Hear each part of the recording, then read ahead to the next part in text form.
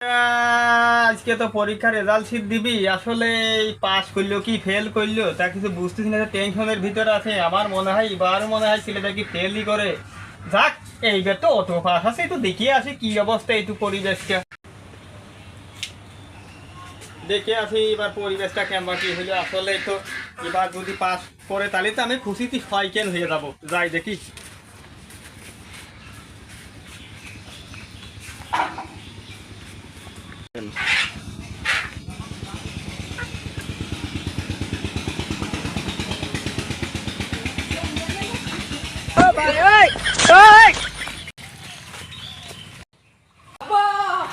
আমি পরীক্ষায় পাস করেছি।